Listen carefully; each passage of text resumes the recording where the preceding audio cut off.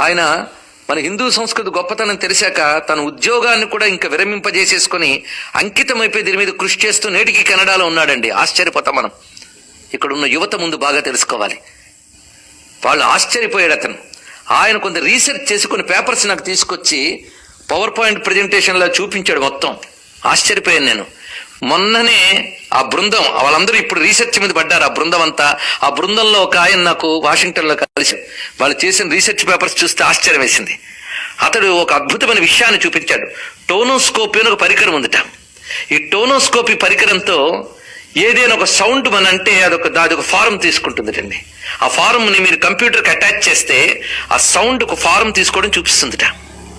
దాంతో ఒక ముఖర్జీ అని ఒక ఆయన కెనడాలో ఒక రీసెర్చ్ చేశాడు.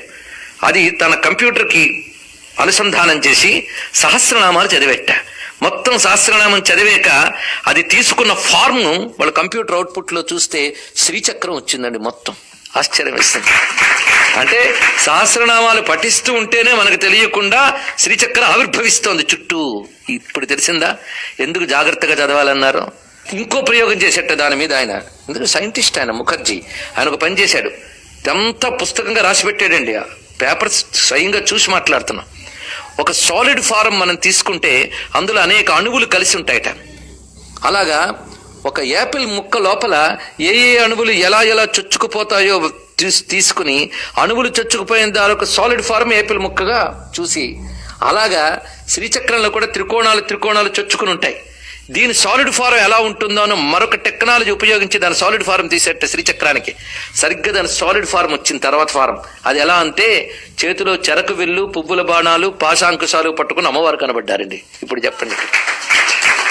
అంటే మంత్రం సౌండ్ యంత్రమైంది, యంత్రం విగ్రహమైంది. చూసారా? ఇది రహస్యం. ఈ రహస్యం ఇప్పుడు మిషన్లు కొంత తెలుసుకున్నాయి, అప్పుడు ఋషులు అంతా తెలుసుకున్నారు. ఎందుకంటే భౌతికంగా భగవంతుని రుజువు చేయాలనుకోవడమే ముందు తప్పు. ఎందుకంటే సూక్ష్మమైన శక్తి మనం పట్టలేం. అయ్యా ప్రాణం ఉందా మీకు అంటే ఎవడు చెప్పగలండి? బుద్ధి ఉందా అని అడుగుతాం. చూపిస్తారా? బుద్ధినే ప్రాణ